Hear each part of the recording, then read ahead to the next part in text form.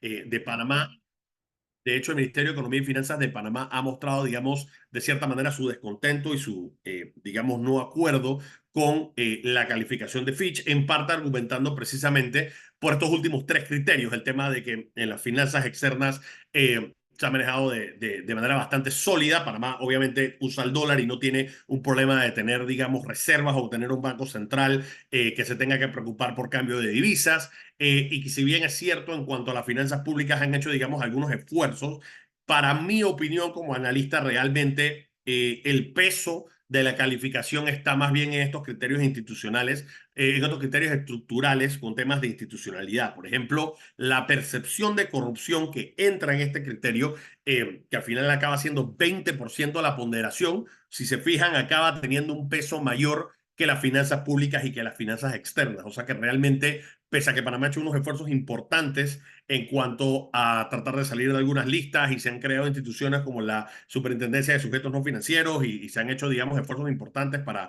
cumplimiento, todavía, digamos, se percibe un alto nivel de corrupción, por lo menos a sus pares latinoamericanos. Eso ahorita vamos a hablarlo en un poquito más de detalle, pero la realidad es que esos son, digamos, los puntos en donde se requiere, digamos, un mayor esfuerzo por parte del país para recuperar, digamos, el grado de inversión. Entrando en mucho más detalle, cuáles eran las cosas que puntualmente Fitch habla en este reporte.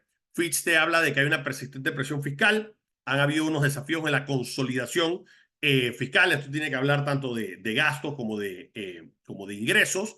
Ha habido una dependencia importante en el mercado internacional. De hecho, el 86% de la deuda pública panameña es extranjera.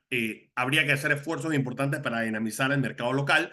Y claro, el porcentaje de intereses sobre el gasto y sobre los ingresos cada vez ha ido en aumento, y esto es una cosa importante que hay que resaltar. Pero desde el punto de vista de la gobernanza, como mencioné, sí han habido algunos desafíos como el cierre de la mina, han habido, digamos, algunos cuestionamientos en el tema de independencia judicial y de efectividad judicial y de la percepción de corrupción en cuanto al Ejecutivo, y esas son cositas que ciertamente son cosas que debemos prestar atención y que están explícitamente en el reporte. Aparte de la incertidumbre electoral, de aquí al domingo, digamos, todavía no tenemos a un claro ganador. Hay todavía diferentes encuestas que muestran diferentes resultados y es, digamos, la opinión de varios analistas, sobre todo porque ya se está acabando el tiempo, de que Moody's va a esperar un poco saber quién es el equipo ganador para al final determinar si van a, al final poder, digamos, recuperar o mantener el grado de inversión. Entonces, dando un poco más de detalle, siempre es importante saber que cuando se hacen las medidas de calificación en cuanto por ejemplo, un país y un crédito soberano a largo plazo, se tiene que hacer una comparación. Esto no solamente es en el caso particular o individual de Panamá, sino que comparar Panamá con los pares de la misma calificación. En cuanto a lo que hablamos de carga de intereses, en cuanto hablamos de los problemas que tenemos en cuanto a consolidación fiscal, la relación deuda-PIB de Panamá ahorita está en el 60%, que no es exagerado, pero cuando lo comparas con los pares de la categoría W, está superior por 6 puntos porcentuales. Y en cuanto a la relación de deuda-ingresos, estamos en 3.3 veces cuando los pares están a 1.9. Entonces, ahí te hablo un poco de lo difícil que es un poco mantener a Panamá en una relación, en un grado de triple B cuando los W están desempeñándose, digamos, de una mejor manera.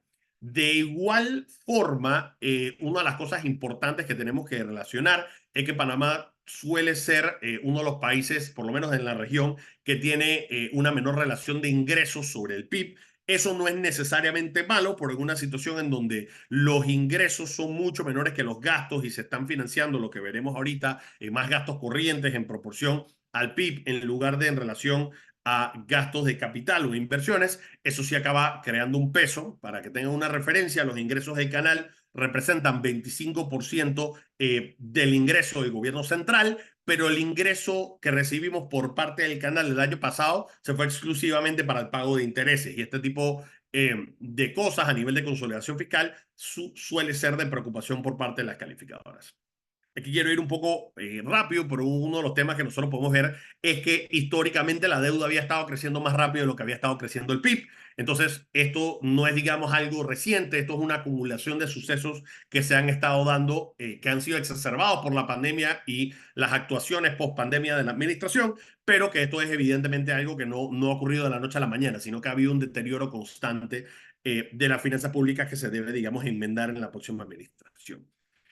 Y estas próximas dos gráficas son las que me gusta más mostrar para que se lleven una idea en términos absolutos. Lo que ven, digamos, en la barra inferior es el gasto corriente, es decir, el pago en planillas, los subsidios, las transferencias, los costos operativos del Estado. Y eso se ha más que doblado en los últimos 10 años, creciendo a una tasa de crecimiento aproximadamente del 7,3% por año, cuando el PIB ha crecido en este mismo periodo 5,5%, es decir, que el gasto corriente ha crecido por encima de lo que ha crecido el PIB.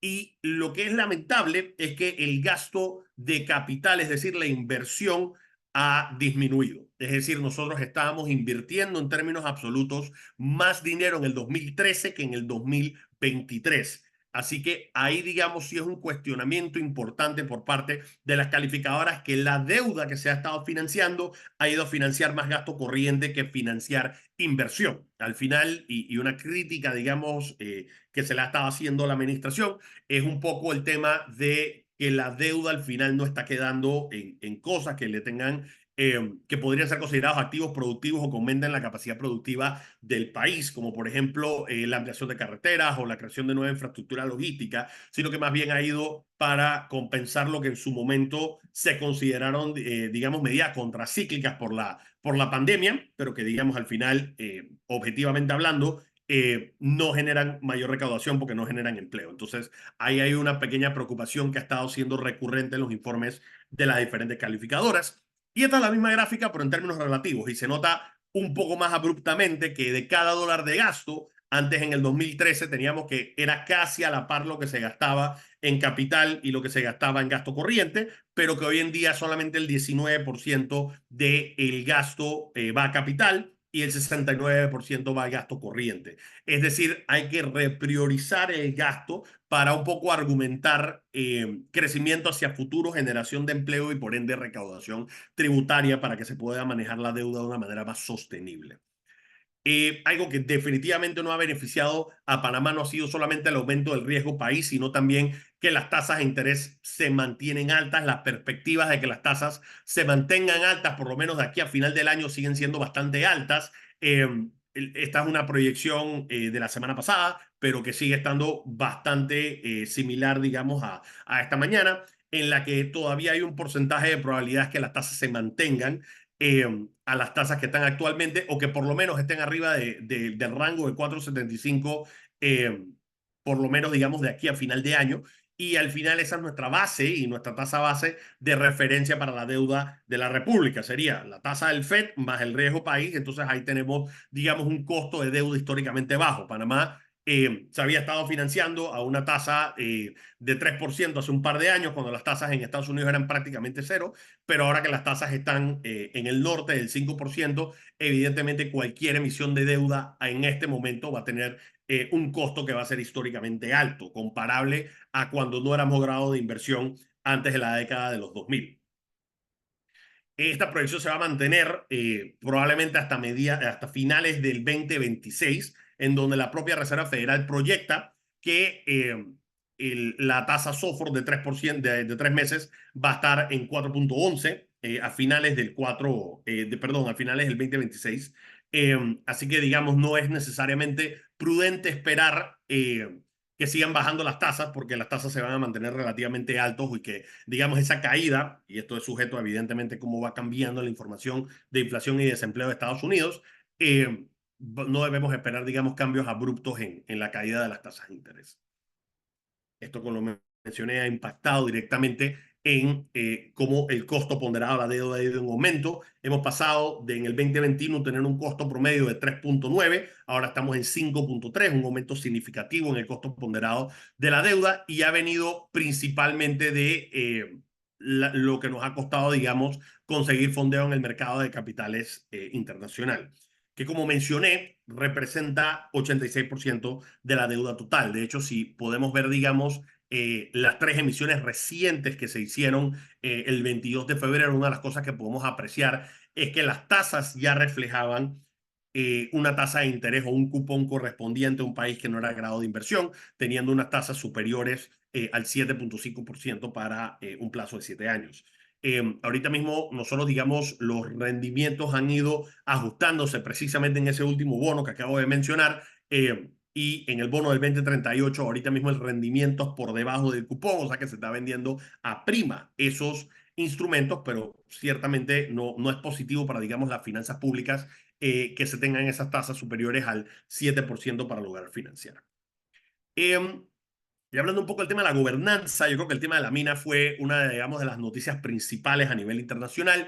Y aquí hay, digamos, dos temas. Aquí está el tema de que ciertamente representaba un porcentaje importante de crecimiento.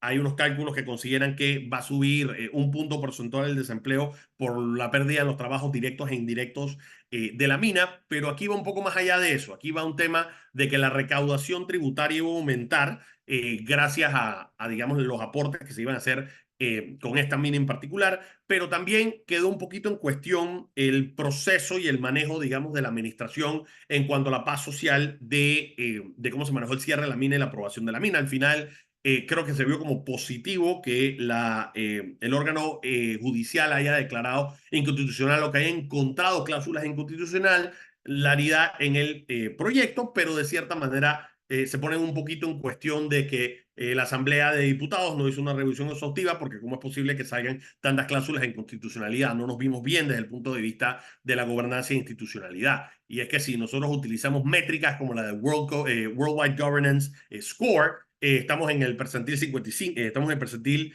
48, estuvimos en 55, o sea, es una caída importante. Y la palabra credibilidad ha sido mencionada varias veces en el reporte.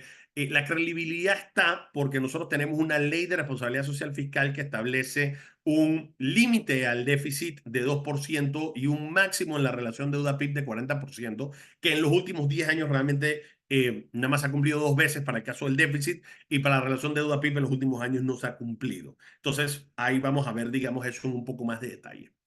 Aquí vemos el ENVIC, como ha evolucionado precisamente desde octubre, aquí un poquito viendo el tema de el impasse social que tuvimos por, digamos, las protestas de la mina, y esto más bien fue el manejo de la administración. Yo me atrevería a decir que la población no necesariamente estaba en contra de la mina, sino que estaba en contra un poco de la administración por diferentes casos de corrupción que se habían estado mencionando, casos que podrían subsanarse dependiendo de qué administración gane las elecciones de aquí al domingo, pero eso obviamente pasó un poco la factura desde el punto de vista de la gobernanza y tal vez eso fue una de las cosas que más peso tuvo para Fitch en cuanto a sacar esta rebaja en la calificación, pero lo empezamos a ver de que Panamá empezó a tener una tendencia inversa al resto de Latinoamérica. El resto de Latinoamérica tenía una tendencia hacia la baja en la reducción del riesgo país, inclusive vemos el caso de Colombia, y Panamá llegando a la par de Colombia ya en tiempos recientes, separándose un poco, pero permaneciendo por encima de República Dominicana, Guatemala, Paraguay, Costa Rica, que son países que son también W. Esto lo sacamos del Heritage Foundation. Esto básicamente lo que presenta un poquito en el índice de libertad económica es que Panamá tiene criterios muy, muy buenos y de hecho yo soy orgullosamente panameño y tenemos que hablar las cosas con objetividad. Hay cosas de Panamá que siguen estando bastante robustas y bastante atractivas a nivel internacional, como lo tenemos que la carga tributaria es relativamente baja, que hay un nivel relativamente alto de libertad empresarial y que hay, digamos, una postura todavía pro mercado en cuanto a la atracción de la inversión y en cuanto a nuestro sistema bancario internacionalmente reconocido como robusto, pero en precisamente lo que todavía nos falta mejorar es en los temas de Estado de Derecho. Y como nosotros vemos acá, tenemos temas de que efectividad judicial todavía, digamos, tenemos algunos desafíos ahí. Hay una alta percepción de falta de integridad gubernamental y eso es lo que nos jala un poco en la calificación de Fitch, que no usa este criterio, pero lo ofrezco como complementario para un poco mostrar consistencia. Panamá, por ejemplo, en el índice de percepción a la corrupción sale recientemente rankeado por debajo de Bielorrusia, que es una dictadura. Eso ciertamente no es algo que nos enorgullece a nosotros y que son cosas que debemos trabajar como sociedad para mejorar.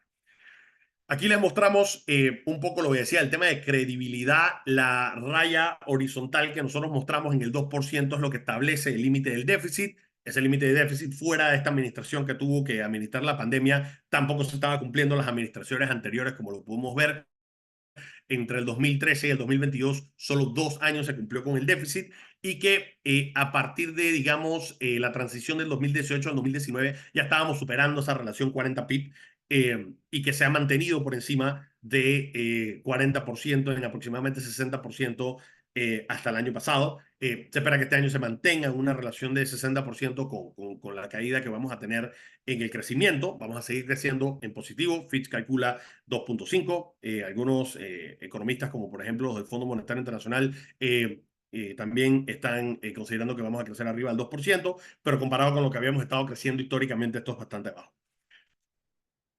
Un poquito hablando del tema electoral digamos muy brevemente, estas son algunas de las encuestas que se han estado haciendo donde lo que se menciona es que tenemos tres candidatos que están prácticamente en un empate estadístico y tenemos a un candidato que está, digamos, a la cabeza, pero hay, digamos, un alto nivel de escepticismo en cuanto a las encuestas porque lamentablemente en los últimos años electorales y que en las últimas encuestas realmente no han reflejado la realidad del votante, pero hasta ahorita, esta es la pantalla. En el reporte Fitch mencionan a el candidato que está ahorita mismo siendo favorecido por la encuesta como un potencial ganador, pero de aquí al domingo, digamos, vamos a tener mayor visibilidad y basado en eso, las otras calificadoras van a tener una, digamos, mejor proyección de cómo van a quedar al final los resultados de la próxima gestión. Y precisamente ahí entro para el tema de Moody's, porque al final la metodología de Moody's es muy parecida a la de Fitch, en donde se hace un tema de resiliencia económica, en donde no solamente tienes que cuantificar la parte de fortaleza económica en los indicadores clásicos, como por ejemplo crecimiento o relación deuda-PIB o relación ingresos intereses a los ingresos e ingresos a la deuda, pero también tienes que hablar del tema de fortalecimiento institucional, porque el fortalecimiento institucional es lo que al final va a dictar las políticas públicas. Si tenemos, digamos, políticas públicas que van hacia el populismo o que si van hacia subir los intereses, pues, subir los gastos en relación a, digamos, favorecer a llegados políticos o favorecer al partido, ahí es una cosa que al final te va a acabar pasando la factura en las finanzas públicas. En octubre, Fitch baja. Ellos tienen una nomenclatura diferente, que es BAA2, que eso es como básicamente un grado de triple B para Fitch. Bajan a triple B menos a Panamá, lo que es BAA3. Y un poco el argumento en octubre fue, bueno, es que si vemos dos dimensiones que son precisamente los intereses sobre los ingresos y vemos la relación deuda-PIB, estás en el último cuadrante, tienes una alta relación deuda-PIB y tienes una alta relación intereses a ingresos comparado con tus pares, un poco para dejar, no tengo cómo justificar permanecerte en este grupo si realmente te estás comportando como alguien que debería estar en una calificación más baja. Ese es, digamos, un poco el argumento. Y una cosa que ellos han en reiteradas ocasiones, no solamente Moody, sino otras calificadoras, dicho, es que el gasto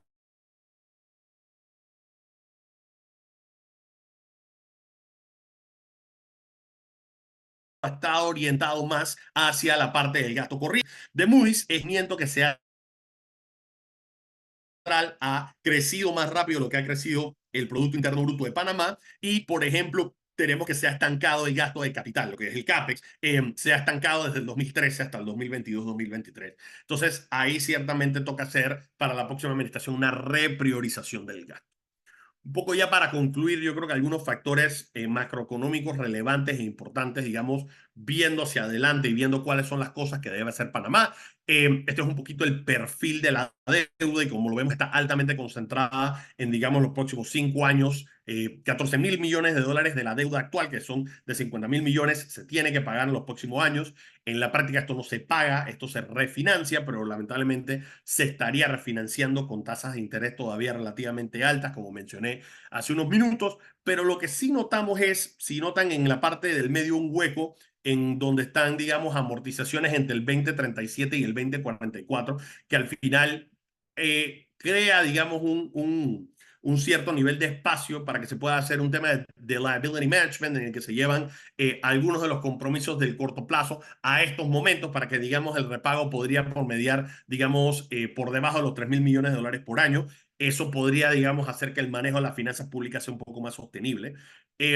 Otra cosa que tal vez es relevante mencionar es que en cuanto al tema de recaudación, nosotros todavía tenemos un porcentaje alto de la población que se mantiene en la informalidad. Informalidad está definido como personas o que no tienen contrato o que no cotizan en la caja del Seguro Social. Hay una alta probabilidad de que estas personas, probablemente por su naturaleza de informalidad, no paguen impuestos sobre la renta. Y aquí tienen, digamos, un poquito el desglose de 4 millones de personas que somos en Panamá. Solamente el 1.8 están ocupados y dentro de esos ocupados, 765.000 o un 47% están con características de informales. Es decir, que solamente uno de cada 4 panameños gana arriba del salario mínimo y paga impuestos sobre la renta. Entonces, ahí, digamos, tenemos que una minoría de los panameños está teniendo la carga fiscal. Una de las recomendaciones que nos han estado dando, por ejemplo, el Fondo Monetario Internacional, es ver de qué manera se calibra, digamos, esto. Las recomendaciones de ellos van más en cuanto a subir el VAT o subir nuestro ITBMS.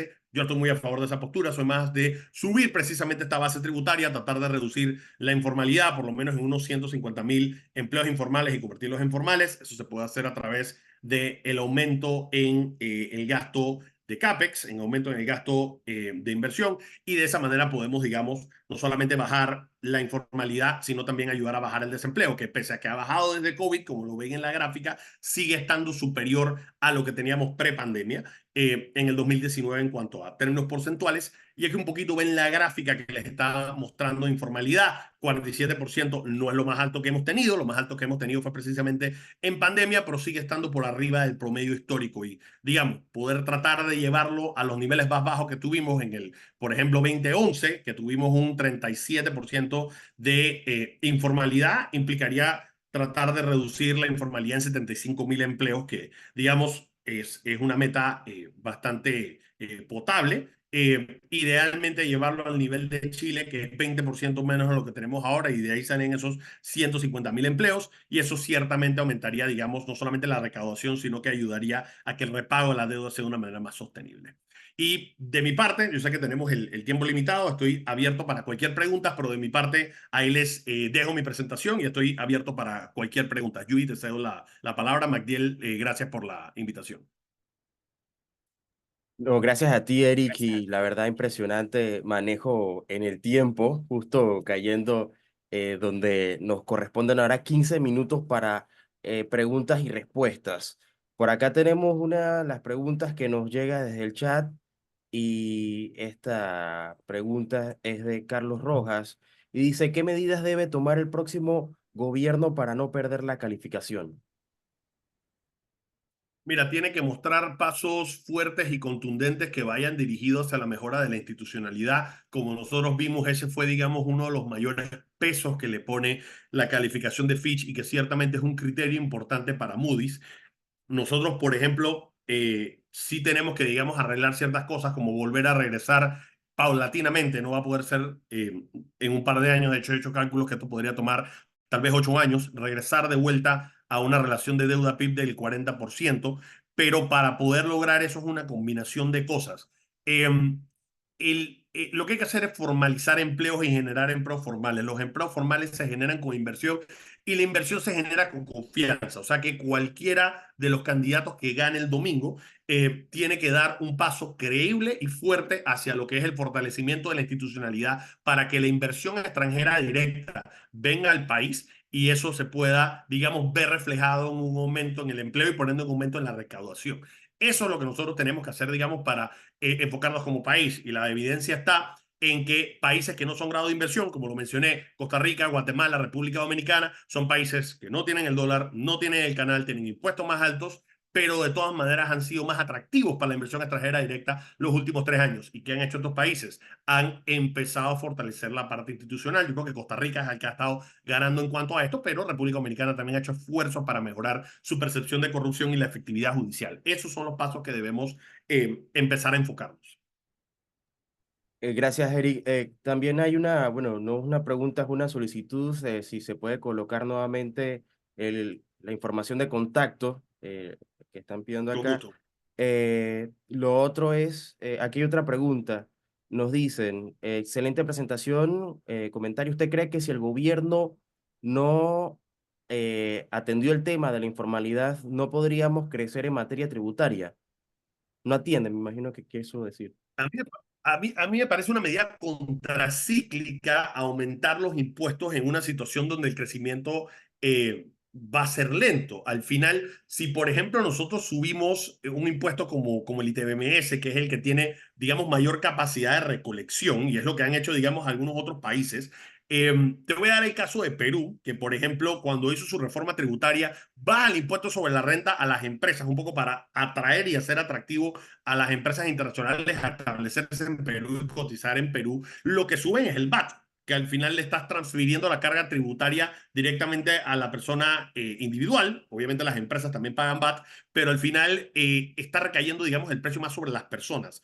Yo soy, mayor creyente que en, la curva del Laffer, cuando tú subes los impuestos, no necesariamente se aumenta la recaudación tributaria. Esa formulita, no solamente la tasa de impuestos, sino también la base. Es decir, yo soy más de la opinión que lo que hay que hacer es ampliar la base, es en beneficio de todos que eso se haga, y que los empleos también se hagan en el sector privado y no tanto en el sector público.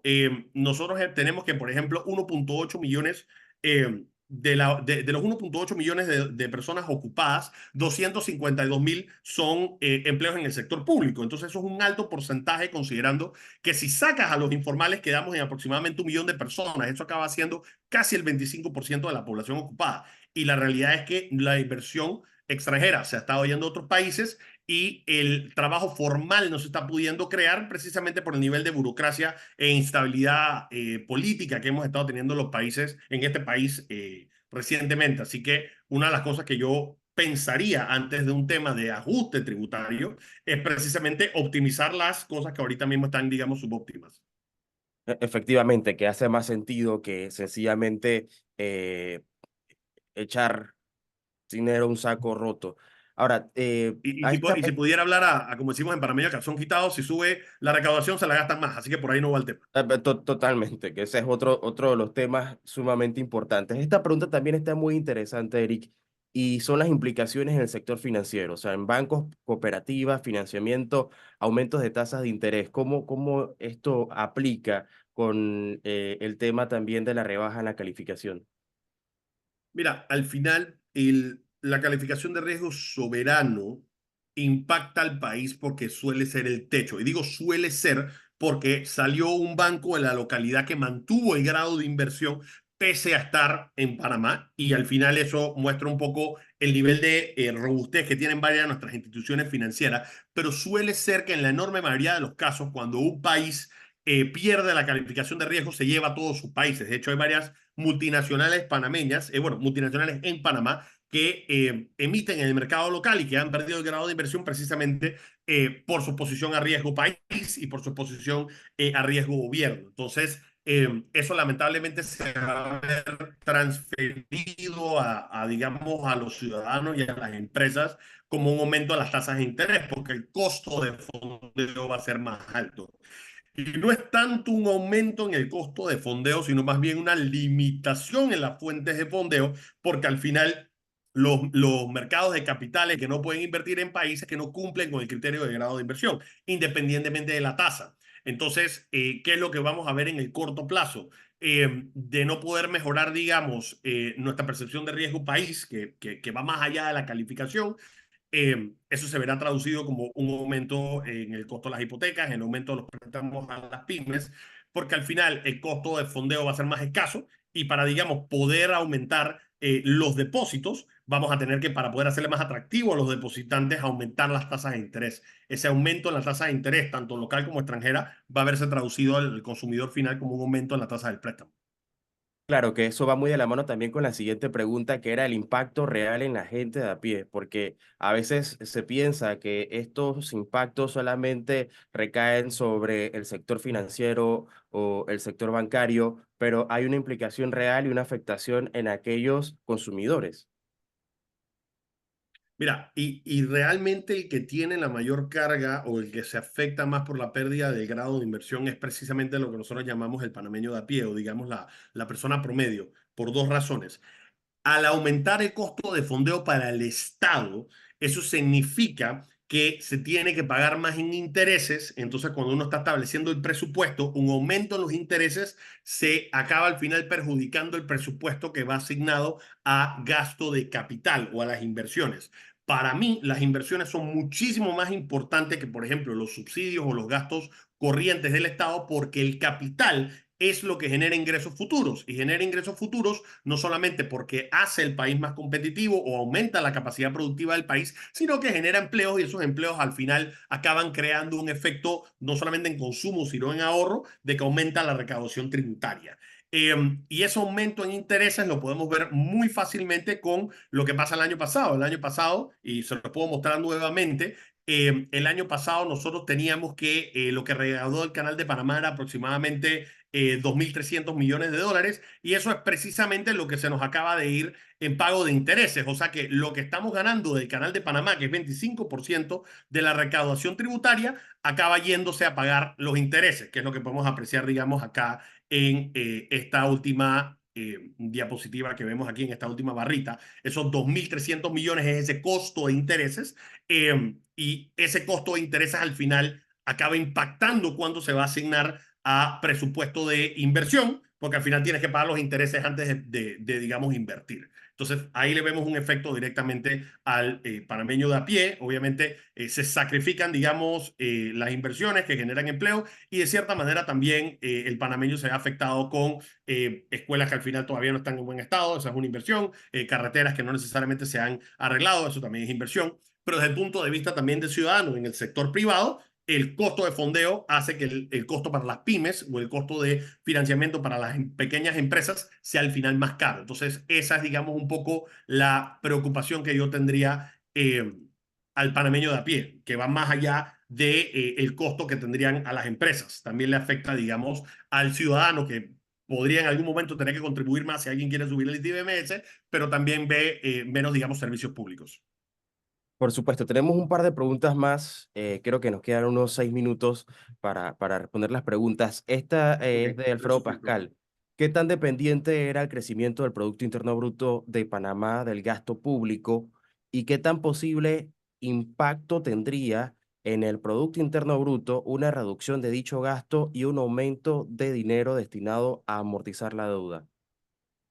Mira, al final, precisamente una de las cosas que yo estoy diciendo es que no todo el gasto es igual, porque si tú me dices que el gasto se prioriza en expansión de carreteras, crear nuevas líneas del metro, mejorar la capacidad logística del país, mejorar cosas de recurso humano, como por ejemplo mejorar digamos, nuestras instalaciones de sanidad, es decir, hospitales y centros de atención primaria, y mejorar educación, tiene un retorno a la inversión muchísimo más alto que, por ejemplo, los subsidios a los que hemos estado acostumbrados en los últimos años. O sea que yo acotaría esa pregunta a decir, depende de qué gasto estamos haciendo, porque si nos estamos diciendo que hemos aumentado el gasto y que eso es lo que ha aumentado el PIB, ahí yo te diría es que el crecimiento ha sido sustentado con deuda. Y en el momento que la deuda se ve un poquito más difícil de conseguir, ahí vemos el resultado de cómo se desinfla un poco ese globo. Pero realmente lo que nosotros debemos hacer es priorizar el gasto que genera inversión, que es el CAPEX, es decir, tratar de utilizar el modelo de asociación público-privada para atraer empresas, que esas empresas generen empleo formal y que haya evidentemente empleos indirectos siendo formados. Eso es lo que debemos priorizar. Claro que habría que enfocarse sobre todo en el tema de eficiencia en la administración pública, más allá solamente en cómo generar más dinero si no lo estamos utilizando de la forma más adecuada. Esta siguiente pregunta, nos quedan dos más. Es la siguiente. ¿Cuál sería la estrategia adecuada para garantizar tributación por aquellas empresas existentes y futuras instaladas solo para generar trabajo, como ejemplo lo es Panama Ports? Mira, al final yo creo que la DGI ha hecho unos esfuerzos importantes en cuanto a que las empresas, no solamente las grandes, sino también las chicas, adopten el modelo de una facturación electrónica.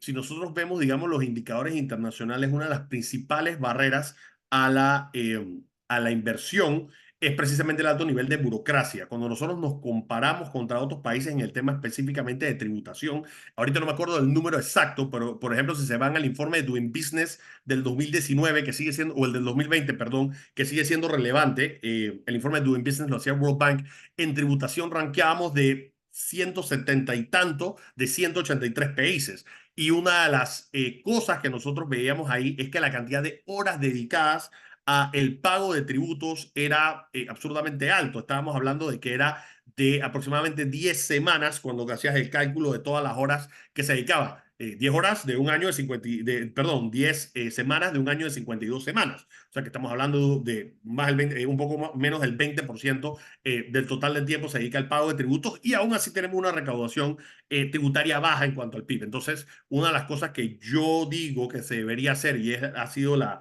naturaleza en otros países es que hay que facilitar y automatizar el pago de los tributos, hacer que la estructura tributaria no sea que pagues menos impuestos, sino que el proceso burocrático del pago de impuestos sea bastante más automatizado y digitalizado. Para que de esa manera sea bastante más difícil uno evadir o eludir impuestos, pero que la recaudación sea más efectiva. Hacia allá yo pienso que se debería, digamos, hacer, porque es lo que hacen los países que son pioneros en esto. Claro, ya esta es la última pregunta y de verdad gracias, Eric, muy interesante. Incluso hay comentarios que expresan también lo excelente de la presentación.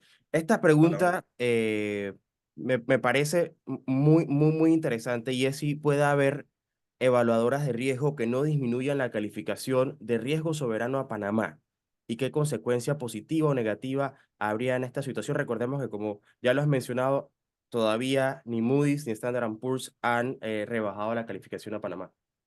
Standard Poor's todavía está un escaño por arriba, tenemos un colchón, por así decirlo, en cuanto al grado de inversión. Eso no quiere decir que no bajen de un solo tiro 2 escalones, pero es menos probable. Nosotros ahorita estamos en triple B en lo que es Standard Poor's. En Moody's sí estamos, digamos, en esa línea, estamos en Baa3 y ellos sí podrían bajar. Ahora, lo que ellos han estado sugiriendo y esto no es necesariamente vinculante, es que ellos están, digamos, esperando un poco a entender quién es el nuevo equipo eh, que vaya, digamos, a tomar la administración eh, para, digamos, yo, me parece que en su último informe, no me acuerdo si fue Moody's o fue Fitch, y te pido disculpas, pero en uno de los informes de las calificadoras, ellos estaban proyectando que no necesariamente esta administración iba a continuar y que ellos, digamos, estaban a la expectativa de saber quién era la nueva administración para saber, digamos, un poquito cuáles son sus planes. Yo pienso que varios de los candidatos han tomado este tema como una punta de lanza de que definitivamente tenemos que recuperar el grado de inversión para que Panamá siga siendo competitivo. Así que habría que ver si los planes van dirigidos en lo que es la reducción del gasto corriente y el aumento del gasto de capital. De cierta manera, al final, mensajes que a mí me gustaría que se le pueda enviar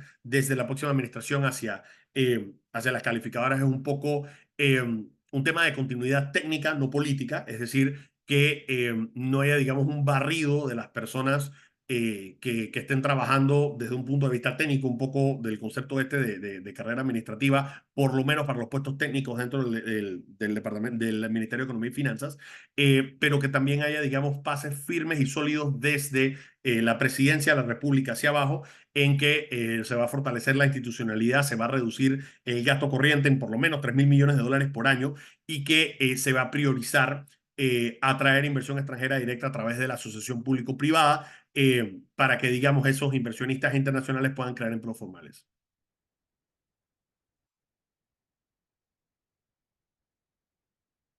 Ahora sí.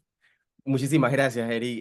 Excelente la presentación. Esas fueron todas las Gracias. preguntas. La verdad es que nos ha servido muchísimo para poder tener un panorama un poco más amplio. Por supuesto que hay muchísimos más que ahondar y te agradecemos también por esa gran presentación que has tenido esta mañana.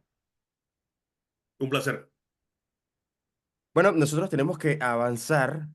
Vamos a pasar al siguiente tema y a presentar también a nuestra siguiente presentadora o expositora, panelista. Se trata de la licenciada Mayra Rodríguez, es abogada y contador público autorizado, doctoranda en ciencias económicas y empresariales, diplomada y especialista en prevención de blanqueo de capitales y en gobierno corporativo. Ha participado en la discusión de proyectos de ley para el sector financiero, fintech y protección de datos personales en Panamá.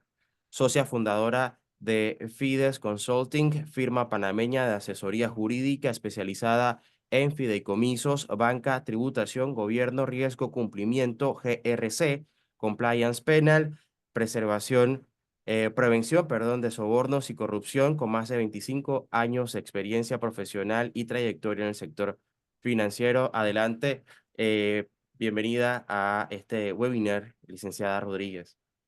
Muy buenos días a todos, encantada de estar aquí compartiendo en esta sesión.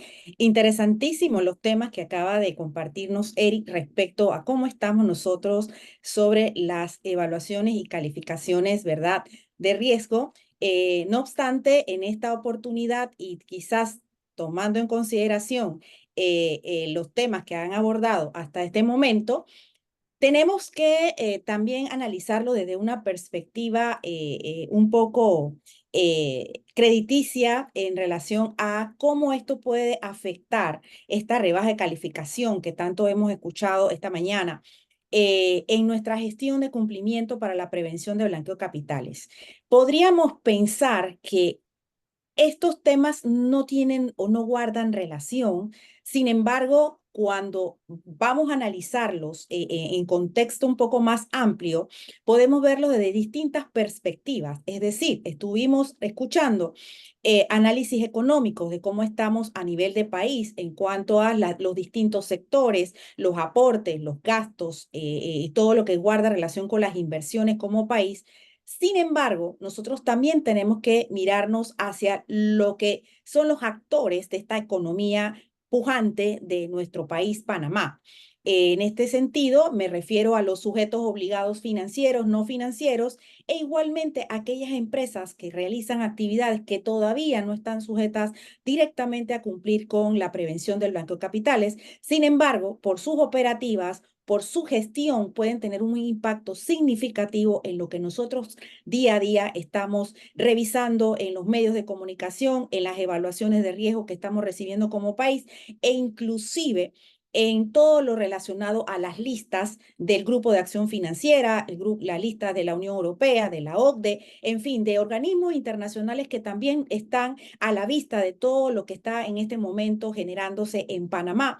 Por lo tanto, si nosotros pensamos y desde el momento uno en que recibimos esta invitación para participar en este evento y compartir con ustedes, creemos que es muy necesario hacer esa vinculación y relación entre los temas de la rebaja de calificación de riesgo de nuestro país versus los riesgos o cómo puede estar impactando el tema del cumplimiento para nosotros poder prevenir el blanqueo de capitales. E inclusive por ahí estaba escuchando a Eric hablando y comentando sobre temas tributarios y por qué no también el tema de defraudación fiscal, que también es otro de los aspectos que podría en algún momento derivarse en una situación de riesgo para nuestro país si no establecemos los marcos, los lineamientos de seguridad jurídica en nuestro país y que podamos continuar en la lucha para la prevención de estos delitos financieros y sobre todo en el marco de prevenir la corrupción.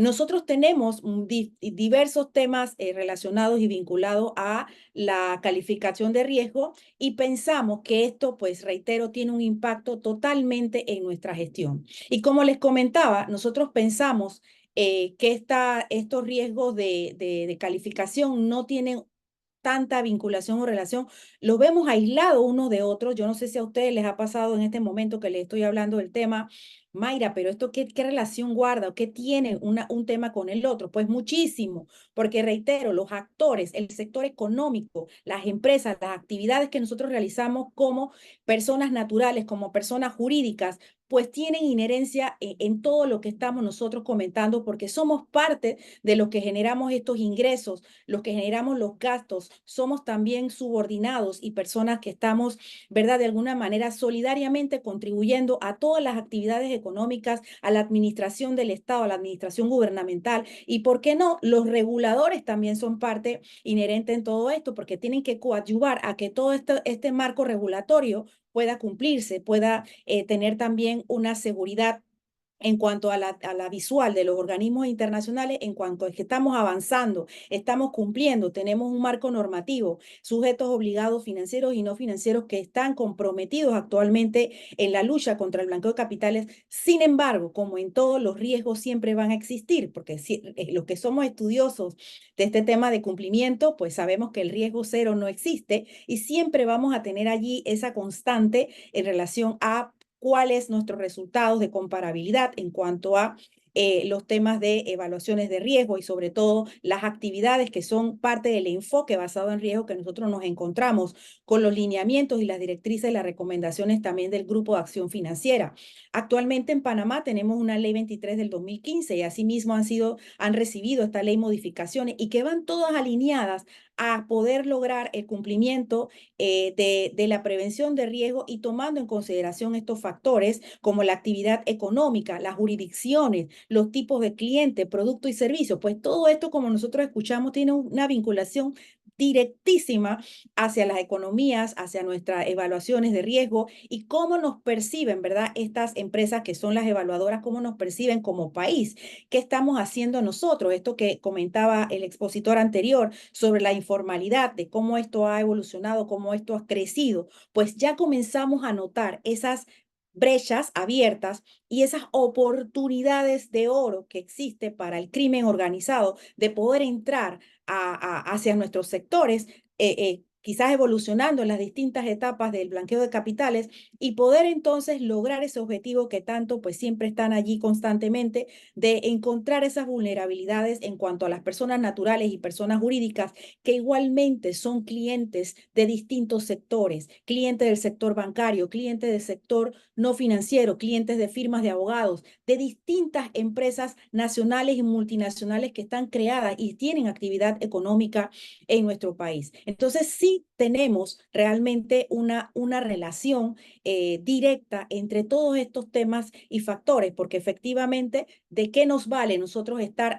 en este momento, que si bien lo acaban de mencionar, tenemos unas próximas elecciones, tenemos que saber a quién vamos a elegir, pero no es solamente tener una economía robusta, sino también recordemos que nos están evaluando otras empresas, otros organismos internacionales, por lo cual tenemos que ir de la mano con todas estas evaluaciones y poder prevenir y mitigar estos riesgos pues, que nosotros estamos observando día a día y que hace poco escuchaba, inclusive en los medios de comunicación, que todavía el Parlamento Europeo está pensando y evaluando, porque según ellos, Panamá debe mantenerse en una lista negativa, entonces, de la Unión Europea, por lo cual, pues todavía hay temas encontrados, opiniones encontradas sobre si Panamá debe salir o no debe salir, de la vista de que pudimos salir de la lista de la evaluación en la última evaluación de Gafi, pero todavía existen países a nivel de Europa que están pensando constantemente y están a la visual de Panamá de cómo están haciendo las cosas,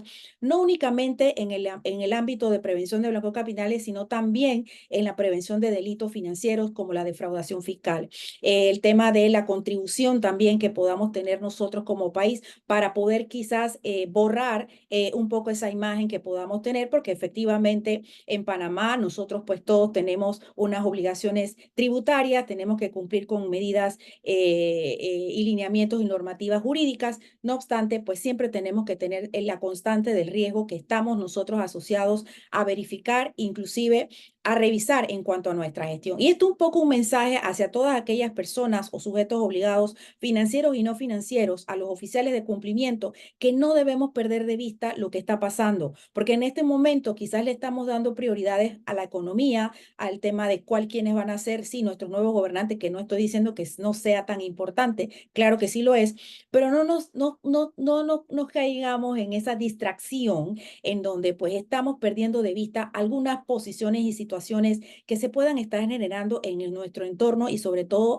en el ámbito crediticio que, como ya escuchamos y hemos estado observando en los últimos días en los medios de comunicación, pues ya se están percibiendo aumentos o incrementos de tasas de interés, pero esto, a pesar de que podamos visualizar que pueda ser utilidades o beneficios para el sector bancario, tenemos que comenzar y a evaluar y detenernos a pensar, estas personas que son actualmente quienes son los deudores, quienes son los que tienen acceso a crédito en este momento de acuerdo a sus capacidades.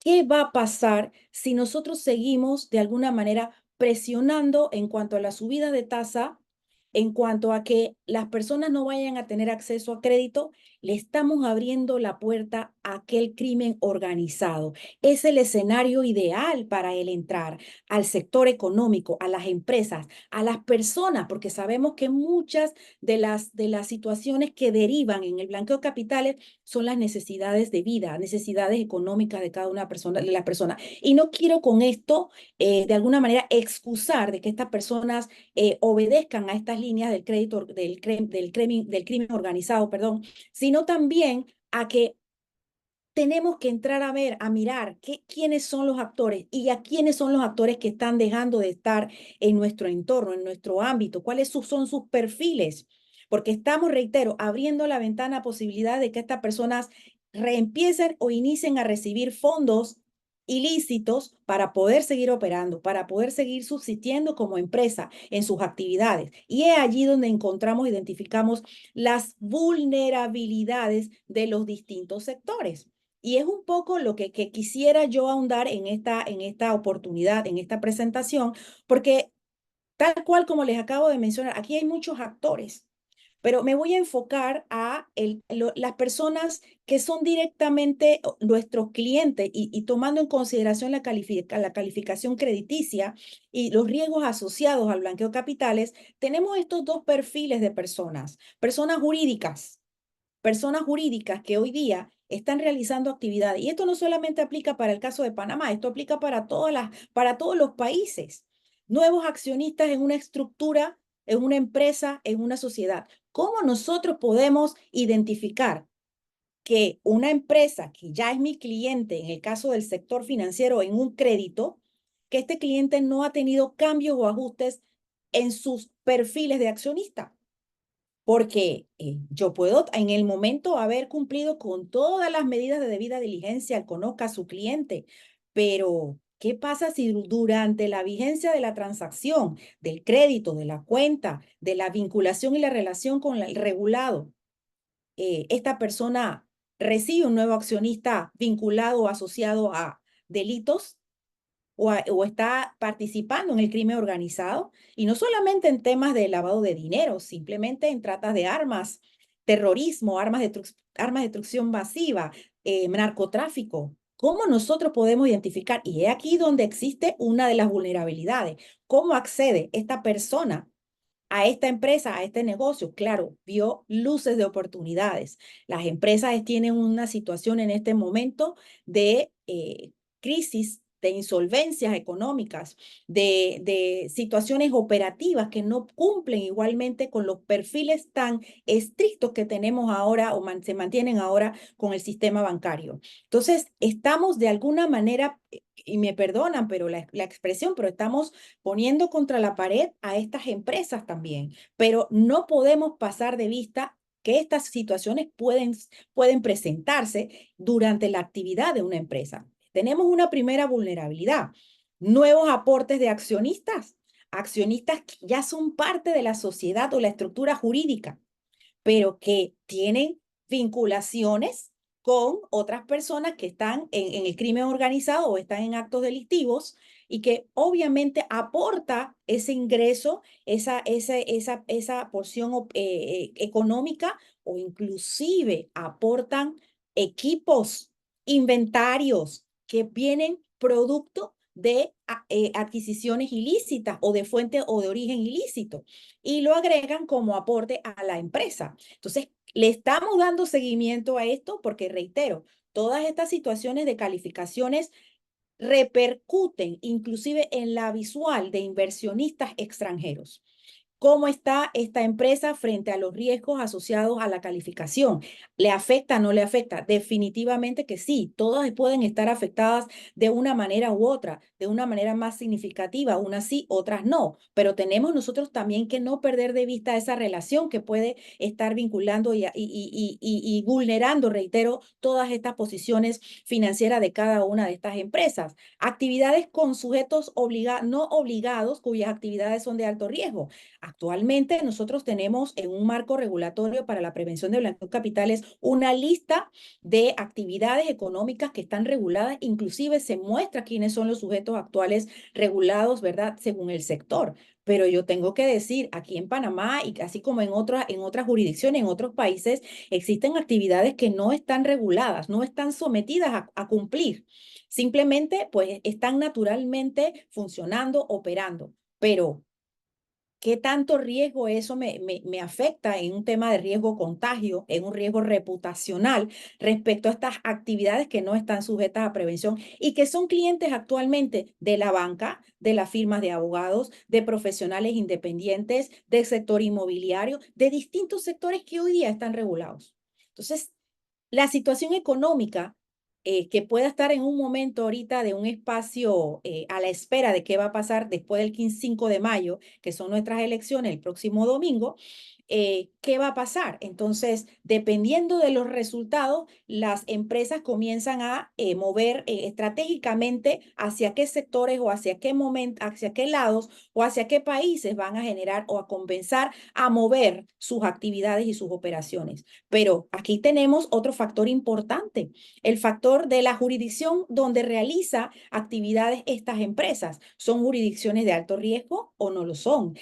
¿Con quiénes ahora vamos a comenzar a entablar una relación o vinculación de negocio? Eso también puede tener un impacto directo en nuestra gestión. Inclusive, no perdamos de vista que estamos tratando con empresas panameñas, en sociedades que están dentro del ámbito jurídico y en la jurisdicción panameña, que al final todos estamos siendo evaluados por distintos organismos internacionales y, por supuesto, de estas calificadoras de riesgo que también están a la expectativa de lo que pueda estar pasando en la economía y en el mercado panameño e inclusive en la gestión administrativa de nuestros gobiernos. Bienes de origen ilícito garantizando créditos. Estamos hablando de calificación crediticia, pero ¿cómo nos aseguramos de que estas garantías, porque ahora las empresas van a poder estar en algunos casos en insolvencia, no van a poder cumplir con el pago de estas obligaciones? Entonces, aquí es donde el banco o la entidad crediticia le solicita al deudor que tiene esta posición de insolvencia, bueno, es que necesitamos que ustedes nos garanticen o nos agreguen garantías para poder nosotros estar desde la perspectiva del sector bancario más seguro en caso de que ustedes sigan o continúen en una situación de insolvencia. Entonces, aquí es donde comenzamos también a revisar o a identificar vulnerabilidades. ¿De dónde proceden estas garantías? ¿De quiénes son los actuales titulares? ¿Son garantías que están en este momento aportándose a la persona jurídica por efecto de quedar bien con la entidad crediticia, la entidad bancaria? Pero aquí la entidad bancaria también tiene un rol. El oficial de cumplimiento o quienes tienen el compromiso de prevenir el blanqueo de capitales, mirar y revisar qué está pasando con estos bienes de origen ilícito. Y otra cosa importante que debo decirlo, porque a mí me gusta decir las cosas claramente, bienes que se pueden obtener producto de peculados. Peculados, porque esto también es un delito. Peculados donde se están adquiriendo propiedades y bienes, ¿verdad? Por aprovechamiento de posiciones, inclusive en empresas, entidades gubernamentales, que esto también puede crear ante las entidades financieras que son sujetos regulados un riesgo reputacional. Tenemos que siempre estar constantemente revisando la fuente, el origen de los fondos. Y fíjense que estamos hablando únicamente del sector económico, financiero y las vinculaciones y relaciones con actuales clientes, que eso pueden ser personas jurídicas que están en este momento manteniendo actividades en diversos países, inclusive internamente en Panamá. Entonces, tenemos que visualizar esto también. ¿Qué estamos haciendo nosotros a la par de esta calificación de riesgo? ¿Cómo esto nos afecta? ¿O cómo esto puede afectar en mi entorno, a mis clientes? Porque estamos, reitero, perdiendo la perspectiva de hacia dónde debemos enfocarnos o mantener nuestros enfoques. Las personas naturales profesionales, hace un momento nos mostraban unas estadísticas de cómo estamos nosotros en este momento. Y la verdad que yo estoy bien preocupada en el sentido de que tenemos muchas personas en el ámbito informal, no tienen un trabajo fijo pero son personas que tienen igualmente necesidades. En este momento tienen obligaciones, deudas con créditos, con préstamos, con bancos, tienen obligaciones con entidades del Estado, tienen que pagar sus costos fijos, sus gastos fijos en casa, tienen que alimentar a familia. Entonces, si tenemos estas situaciones tan preocupantes, tan de riesgos, ¿no creen que estas personas podrían ser vulnerables ante un acercamiento del crimen organizado? Y realmente cuando nosotros evaluamos en derecho penal las características digamos, las personalidades de quienes están en actos delictivos, desafortunadamente quienes son lo que las entidades, el Ministerio Público o las accionan es contra las personas naturales que muchas veces no son las que son el origen o los cerebros de este crimen organizado. Son simplemente personas que han sido utilizadas o manipuladas para que ellos puedan lograr los objetivos del blanqueo de capitales, del narcotráfico, de distintos tipos de delitos que nosotros ya conocemos. Entonces, esto también es una situación que vulnera el entorno y no solamente las economías, sino también las actividades que están realizando estas entidades financieras, crediticias en este sentido. Otro tema importantísimo es estas estructuras de blanqueo capitales donde se utilizan testaferros. Yo sí soy, perdónenme, pero a veces uno tiene que pensar un poquito como estas personas que están en actos delictivos, porque para poder entender un poco la mecánica, ¿no? Y ver de qué manera mitigamos estos riesgos o podemos mitigar estos riesgos. Es que yo perfectamente no tengo ningún perfil negativo, soy una persona honorable, no tengo ningún récord negativo en mi profesionalidad durante mi vida. No obstante, a mí se me puede acercar alguien que me va a ofrecer dinero para que yo aperture una cuenta, solicite un crédito, ¿verdad? Efectivamente, y puedo ingresar de esta manera al sistema financiero. Perfectamente. Si no existe dentro del sistema financiero una debida diligencia adecuada, apropiada, ajustada al marco normativo y donde tengamos un gobierno corporativo comprometido con la prevención del blanqueo de capitales, pues esto puede pasar perfectamente. Ingreso mediante una solicitud de crédito, me van a solicitar un colateral y probablemente si yo tengo mi casa que está libre de gravámenes, perfectamente me lo van a aceptar como un colateral. Pero lo que está detrás de mí, si soy testaferro, es que yo voy a recibir una suma, voy a recibir una recompensa por haber dado la cara, porque ahora lo que toca es cómo empiezo a pagar o cómo inicio a pagar esta deuda. No la voy a pagar con fondos propios, es porque estas personas me van a entregar ese dinero o estos fondos para que yo con esto, pues pague la deuda. Entonces, de esta forma, estamos visualizando las etapas del blanqueo de capitales. Hay colocación, diversificación, estratificación en todo lo que estamos nosotros revisando. Entonces, eso es un tema porque la fuente de origen es ilícita, pero igualmente me están utilizando para poder ellos acceder y estar dentro del sistema financiero. Otro aspecto importantísimo dentro de los créditos, ¿qué pasa con aquellas personas que cancelan anticipadamente un crédito, un préstamo o una obligación? Le estamos solicitando información, la procedencia de esos fondos para poder aceptar que este cliente pueda pagar anticipadamente una deuda. ¿Cuáles son las condiciones? Y fíjense que esto es interesante poderlo analizar porque a veces lo que se quiere lograr por parte de las entidades bancarias es, bueno, recibir el pago de la deuda, que me parece excelente, pero ¿cómo me están pagando? ¿Está haciendo realmente el sector financiero su gestión respecto al conocer quiénes son sus clientes, el poder saber cuál es en este momento su estatus? Porque podemos tener personas que estuvieron trabajando, tiene asalariadas y ahora cambiaron un estatus a informal. La vulnerabilidad, el tema del poder pagar, ¿verdad? Queda expuesta. Entonces queda también susceptible esa persona a poder aceptar estas ofertas del crimen organizado para ellos entonces vulnerar también el sistema financiero. Qué interesante, pero todo esto nosotros lo podemos observar en una gestión de cumplimiento de riesgos, de prevención de blanqueo de capitales asociados también a lo que está pasando en nuestra economía, qué está pasando en la administración gubernamental, qué está pasando en la administración de diversos sectores que afectan directamente a las personas que convivimos, a los ciudadanos de un país. Esto es un punto importante y yo creo que, y tengo que decirlo, ahorita todos estamos en función de quiénes van a ser los próximos gobernantes, pero señores, el país no puede detenerse en base a quién va a ser el nuevo gobernante, tenemos que seguir funcionando.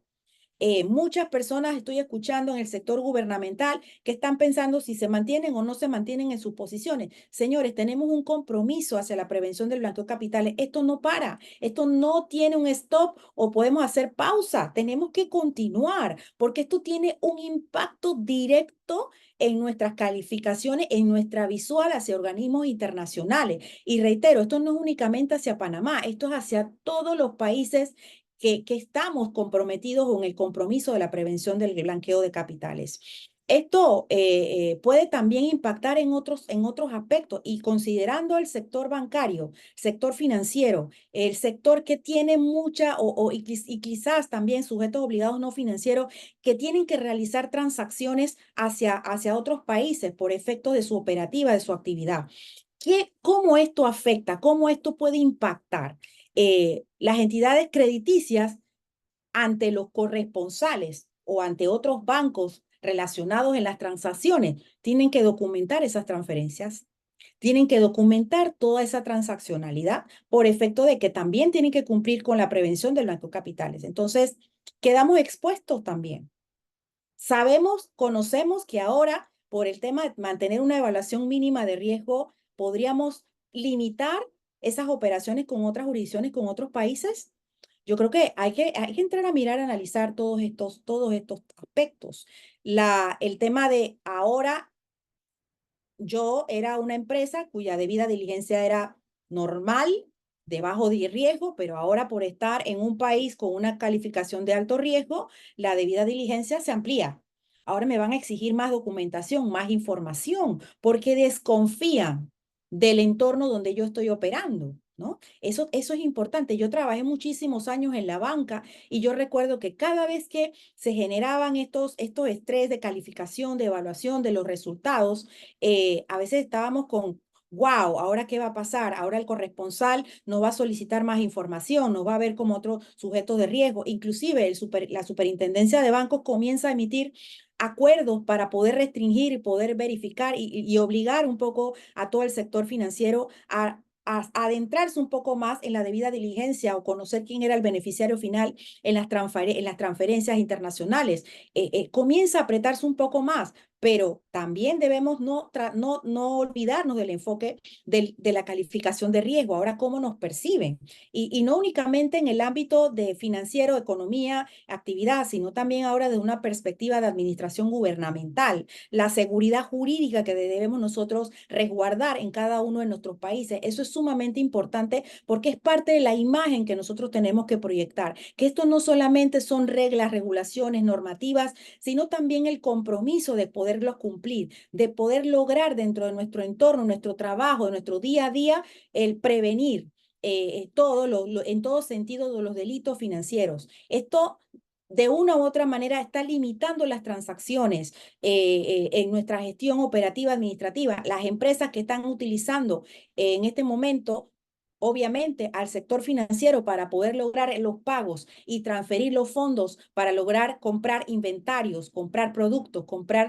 adquirir servicios, ¿verdad? O pago de servicios, van a estar mucho más limitados ahora porque igual la banca está siendo evaluada, analizada desde otros lentes, de otras perspectivas distintas. Por lo tanto, nosotros tenemos que mantener esa visual de la prevención del blanqueo de capitales. Esto pues podría conllevar, y hace un momento yo escuchaba las preguntas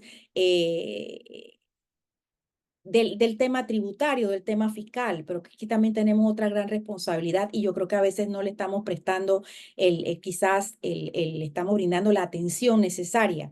Es cómo nosotros podemos también coadyuvar a nuestras autoridades, a nuestro Ministerio Público, a nuestras autoridades judiciales, a poder identificar y documentar todas estas operaciones que podríamos nosotros identificar como operaciones sospechosas.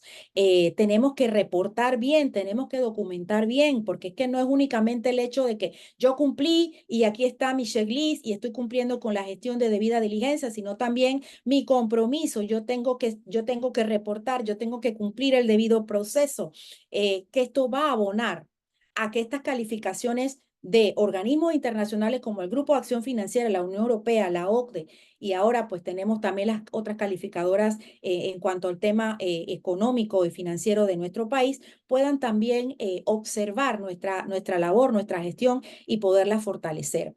En este sentido, pues yo les agradezco la atención. Yo creo que es un tema que tiene mucho más que revisar, pero creo que aquí el enfoque nuestro es poder atender, ¿verdad? Y revisar qué estamos haciendo hoy versus el entorno económico. ¿Qué está pasando hoy? ¿Cuáles son los cambios? Si estamos preparados para estos cambios estratégicos que debamos nosotros implementar a sabiendas que tenemos estas calificaciones.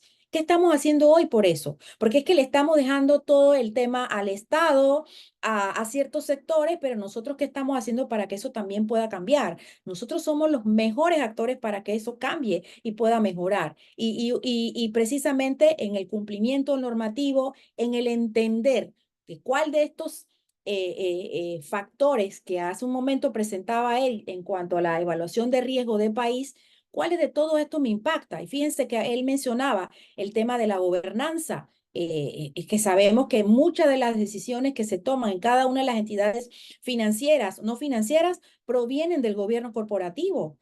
¿Qué estamos haciendo hacia eso? ¿Estamos avanzando? ¿No estamos avanzando? Esto no son simplemente decisiones de escritorio. Estas son decisiones en donde nosotros tenemos que entrar a evaluar y revisar qué está pasando, cómo esos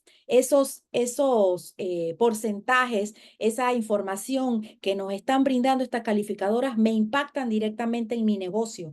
¿Qué estoy haciendo yo también para que mi negocio se vea más fortalecido en cuanto a en mi perfil de clientes que estoy manejando? ¿Cómo esto me afecta en mis relaciones con la banca? ¿Cómo esto me afecta en mi relación con otros sectores financieros? ¿Qué ahora me toca hacer? ¿Qué información adicional me van a solicitar? Por lo que yo menos quiero como empresario es que mi negocio se vea afectado por diversos factores, no únicamente calificadoras de riesgo, sino también por riesgos asociados al blanqueo de capitales. Eso es importante. Espero que el mensaje pues haya llegado y agradezco muchísimo pues la atención brindada en estos minutos que hemos estado compartiendo acá. Bueno, muchísimas gracias, ha sido muy interesante y bastante completo también otro enfoque, ¿no? Que tiene que ver con el tema que estamos tratando principalmente con la rebaja en el grado de inversión por parte de Fitch Ratings. Bueno, vamos a continuar con un periodo de preguntas del público que les recuerdo que lo pueden colocar acá en el chat. Mientras tanto, tengo un par de preguntas que quisiera hacerle. La primera de estas es cuáles serían los riesgos más prominentes del lavado de activos y financiamiento del terrorismo que podrían surgir como resultado de esta rebaja de calificación en Panamá y cómo podrían abordarse de manera proactiva por parte de los sujetos obligados. O sea, ¿qué sector cree que pueda ser el más atacado? Excelente pregunta, porque cuando nosotros, y un poco atendiendo el orden, porque parecieran como tres preguntas en una, pero primeramente yo expondría mucha atención y sobre todo porque estamos hablando del tema de calificación de riesgo y asociándolo a los riesgos de blanqueo capitales, yo pensaría que el riesgo reputacional es sumamente importante. El riesgo reputacional tiene un impacto directo en los resultados económicos y financieros de todas las empresas, del sector financiero también, de la banca. del sector inmobiliario, del sector de autos. Hay diversos sectores profesionales, los abogados que realizamos actividades sujetas a supervisión también, pues somos altamente impactados por todo lo que pueda pasar a nivel reputacional. ¿Por qué? Porque, y ya lo hemos vivido, Panamá no es la primera vez que resulta una evaluación, por ejemplo, de Grupo de Acción Financiera Gafi, de estar en una lista, hemos estado en diversas listas y hemos observado los resultados cada vez que nosotros ingresamos a esa lista. La desconfianza que puede generarse a nivel internacional, inclusive a lo interno del país, de con quién yo debo o qué no puedo trabajar. En mi caso muy particular, yo cada vez que yo comienzo a revisar distintas situaciones financieras, económicas, yo lo primero que voy a ver es quiénes son los que están detrás, el perfil de las personas, a efecto de medir y poder revisar esto que nosotros llamamos apetito de riesgo y revisar también si dentro de ese marco reputacional yo puedo seguir o puedo continuar o puedo aceptar trabajar con este cliente. Entonces, de igual forma, pensaría yo que van a pensar mucho de lo que estamos aquí. Tenemos que evaluar cómo estamos en cuanto a perfil o el tema reputacional para entonces poder tomar decisiones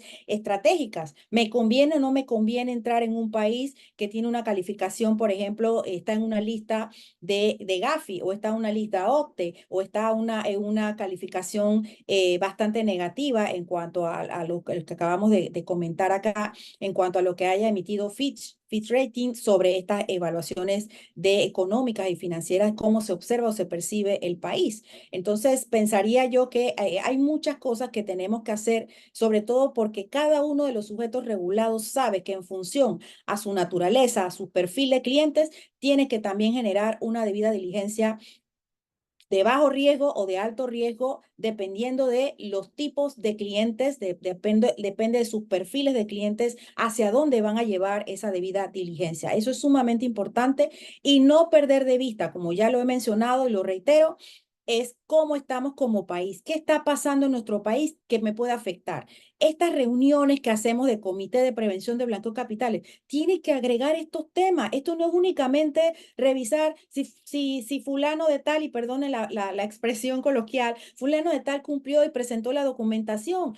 No es solamente, no podemos limitarnos a esto, señores. Estamos creciendo, estamos evolucionando.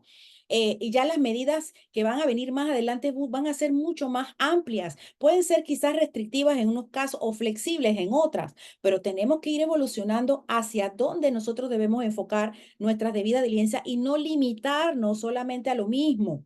O porque solamente me voy a limitar a lo que establece la ley. Sí, pero qué está pasando en mi entorno económico? ¿Cómo esto me afecta? Yo les acabo de mostrar algunos ejemplos de vulnerabilidades de clientes, cómo puedan estar siendo percibidos por este crimen organizado y que esto les da puerta abierta a poder entrar a nuestros sistemas de diversas formas. Por supuesto que sí. Oye, y muchas gracias por esa respuesta que tiene muchísimo sentido. Por supuesto que el carácter reputacional incide incluso en los niveles más personales. O sea, Correcto. y a nivel de país, por supuesto que es indudable que esto va a causar cierta repercusión.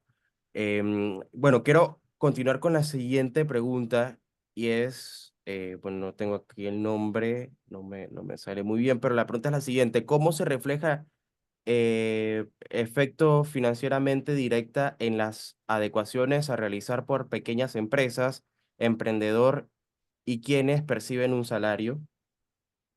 A ver, creo que esta pregunta va enfocada a distintos tipos de perfiles. Por lo que escuché, creo que está en la visual de un emprendedor, de una persona Ujú. informal, ¿cierto? Y es sumamente importante esa pregunta porque es lo que mayormente estamos observando en nuestro país. La informalidad, perdón, ha crecido. Los asalariados son menos, cada vez más. Y esto tiene otras repercusiones, pero a nivel de emprendedor, tenemos que conocer con quiénes nosotros vamos a estar entablando ese tipo de operaciones o transacciones. No necesariamente lo que siempre brilla es oro. A veces estamos observando a lo visual, a lo que nos ofrecen nuestros proveedores, ¿verdad? O nuestros clientes, muy bueno, pero tenemos que conocer y saber quiénes son. Yo sé que los emprendedores informales no necesariamente tienen todas las herramientas para poder acceder y revisar con quiénes van a trabajar, pero yo creo que siempre, y yo lo menciono, algo importante y de apoyo que podemos utilizar es el Google. Tenemos las redes sociales, tenemos el Google, tenemos el Internet. Con el simple hecho de ustedes saber con qué proveedor o con qué productor o con qué cliente van a trabajar, ustedes ponen su nombre o colocan el nombre de la empresa para ustedes tener una idea de con quiénes van a trabajar. Eso es sumamente importante, porque si bien es cierto, los informales están trabajando probablemente con capital propio y resultaría muy desafortunado que estoy invirtiendo en mi capital propio, lo poco que me queda, lo poco que tengo, y después más adelante pues me va a salir con que el productor o el cliente no me pagó o no cumplió con sus obligaciones en mi negocio o con lo que yo quería hacer o el objetivo quería lograr, entonces voy a lograr un resultado pérdida y obviamente una afectación. Vuelvo otra vez, si no, las personas no tienen los valores, los criterios éticos bien claros, desafortunadamente pueden ser manipulados por estas personas que están en el crimen organizado. Entonces, siempre es importante buscar, preguntar, consultar medios, redes sociales. Tenemos ahora esa excelente herramienta, plataforma para poder nosotros por lo menos conocer con quiénes vamos a trabajar. Importante. A esta pregunta también Eric Molino quiere aportar. Ujú. Ujú. Adelante. Perdona, es que estaban en... Sí, este, aquí, digamos, hay un par de cosas que yo pienso que no deberían ser consideradas como un obstáculo. Por ejemplo, es verdad todo lo que está diciendo mi colega, que por ejemplo, evidentemente para una pequeña empresa se hace difícil ahora encima tener que hacer una serie de procedimientos de compliance, pero es que lo que pasa es que es necesario. O sea, nosotros, pese a que hay estadísticas, y ya me corregirá Mayra, que sabe mucho más de este tema que yo, algunas estadísticas muestran que por lo menos en Europa se gasta 4 veces lo que cuesta detener el lavado de dinero. Correcto. Y eso no significa que con ese evidentemente ROI negativo hay que dejar de prevenir el lavado de dinero. Eso es obviamente un compromiso moral que nosotros tenemos, obviamente con los mercados financieros por las implicaciones que eso tiene, no solamente en tráfico de drogas, no solamente en el trato de blancas, no solamente en la proliferación de armas de destrucción masiva. Hay cosas que moralmente no tienen precio. Ahora Correcto. bien, ¿cómo se pueden corregir estas fricciones? Ahí es donde yo digo que hay que tecnologizar y que hay que automatizar y que hay que utilizar la digitalización de los procesos. A mí, por ejemplo, yo soy el tipo de persona que me frustra tener que llenar 10.000 veces la misma información con instituciones gubernamentales. Eso de cierta manera debería poder centralizarse y sí he visto esfuerzos de emprendedores a través de fintechs que quieren, digamos, automatizar un poco el tema este de la debida diligencia. Me encantaría poder ver, digamos, algún tipo de normativa que fomente este tipo de, digamos, de iniciativas para que, por ejemplo, cuando ya llene una digamos, documentación y ya esté registrado en la superintendencia de bancos cuando va a pedir un préstamo o en la superintendencia de seguros cuando voy a pedir un seguro o en la superintendencia de valores o en donde sea que llene, digamos, un documentario estándar, esa debida diligencia después se pueda alar para, digamos, un Know Your Provider o un Know Your Customer.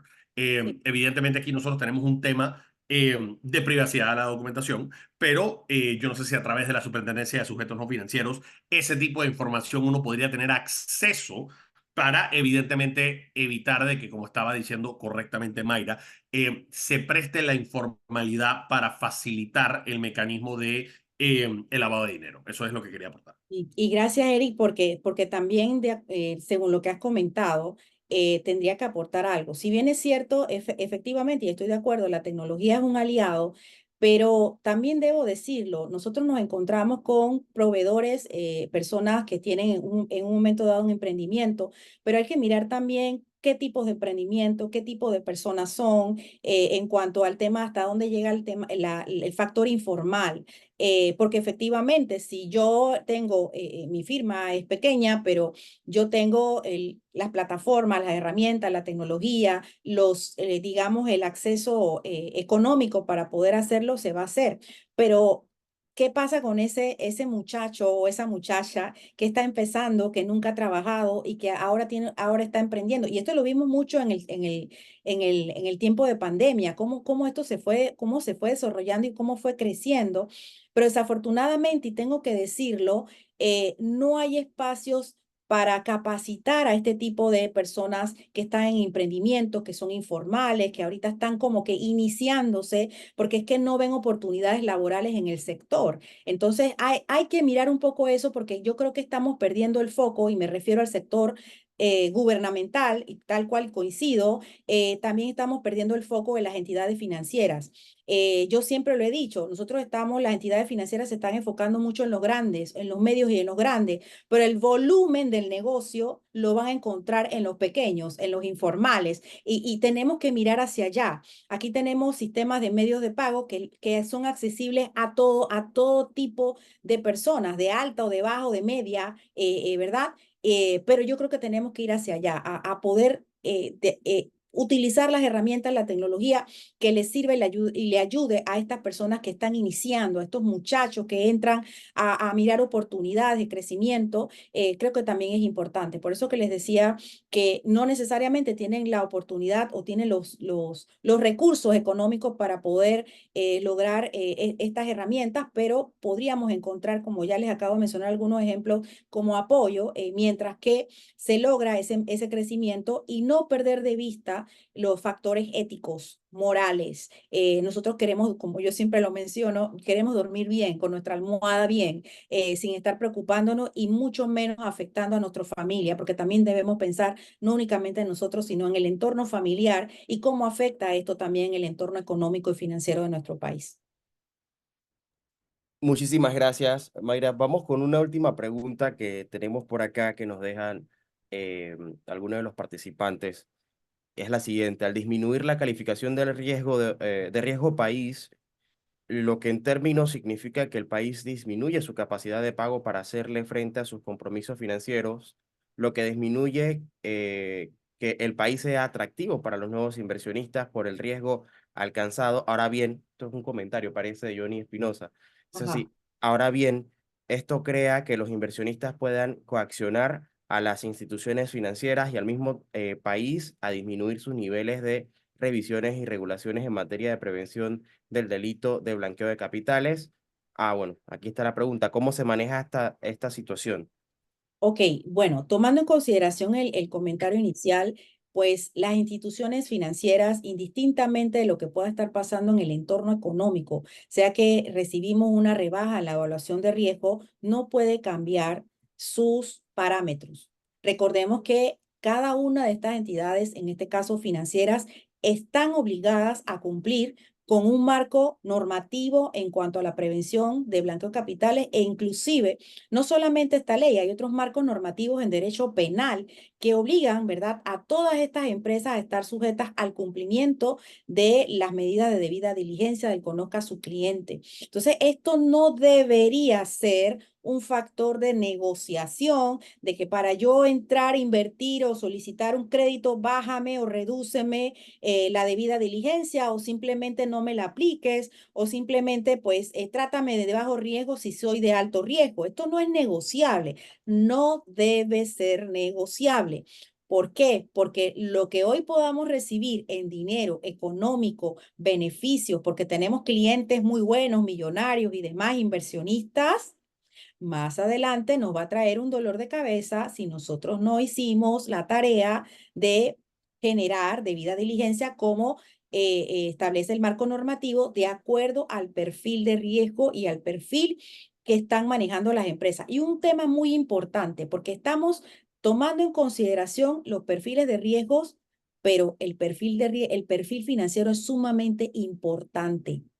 Los estados financieros, las declaraciones juradas de renta, eso lo tenemos que pedir si vamos a trabajar con clientes de personas jurídicas. Necesitamos saber cuál es su posición financiera, si tienen solvencia económica, si eso que nos están contando es cierto o es falso. Entonces tenemos que entrar a evaluar y analizar mucha información y no ser flexibles con nuestras propias políticas, con nuestras propias regulaciones. No es negociable. Esto se tiene que cumplir, reitero, porque lo que hoy no podemos, no hacemos hoy, nos puede traer problemas reputacionales, inclusive nos puede impactar, nos puede dirigir hacia un cierre de nuestro negocio. Imagínense la afectación en una entidad financiera, en un sistema como bancario panameño, donde tenemos muchos bancos importantes, no solamente de licencia general, sino de licencia internacional, y cómo esto puede impactar más adelante en si estos grupos bancarios quieren mantenerse o no quieren mantenerse en nuestro país, si nosotros no estamos cumpliendo con nuestras actuales regulaciones y no estamos mitigando los riesgos asociados a nuestro entorno. Por supuesto, muchísimas gracias.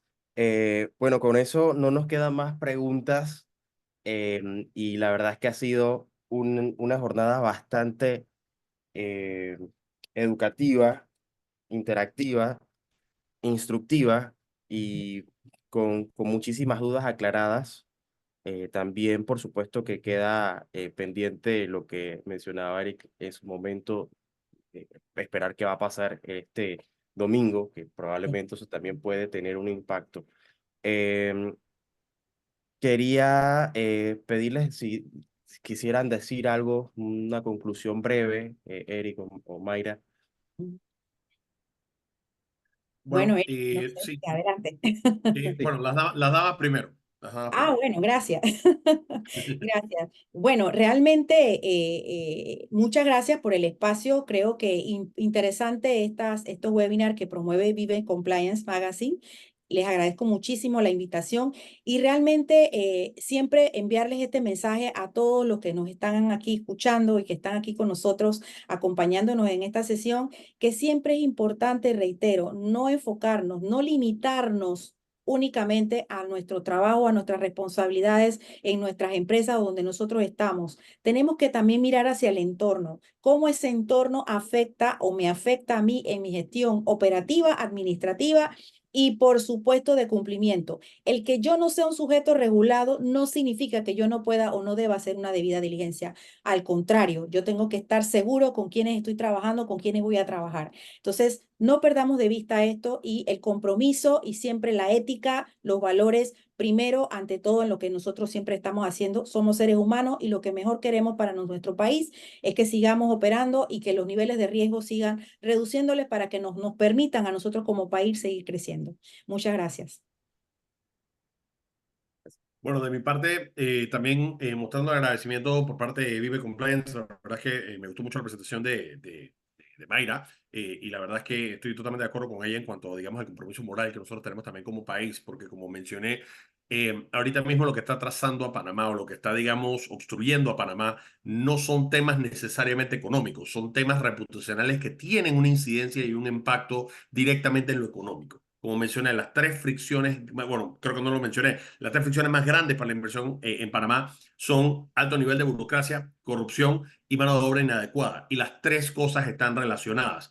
El alto nivel de burocracia genera corrupción o es lo que habilita la corrupción. La corrupción al final se traduce en que no se hacen las inversiones necesarias en nuestro capital humano, tanto en temas educativos como en temas de sanidad pública. Entonces, esas son las cosas que nosotros tenemos que reparar si queremos tener mayor prosperidad. Los países que son más libres, de acuerdo al índice de libertad económica, son aquellos que tienen menor desigualdad, que tienen mayor prosperidad y menor pobreza. Y para ser países más libres, tenemos que tener un Estado más facilitador y menos interventor. No que no haya reglas, es decir, que el Estado realmente facilite que el mercado pueda al final tener emprendedores que tratan de solucionar los problemas del país. Y para eso al final, una convocatoria, yo sé que aquí hay personas de todas partes en Latinoamérica, pero una convocatoria que las personas vayan a votar, independientemente por quién vaya a votar, hay que ser parte, digamos, el, digamos, deber político que tiene cada persona de ir a votar y al final votar a conciencia.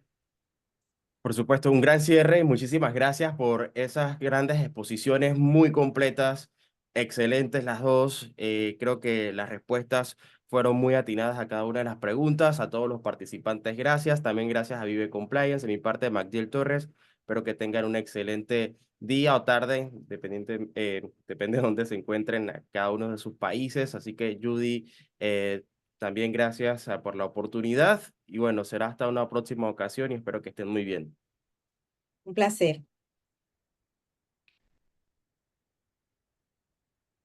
Gracias.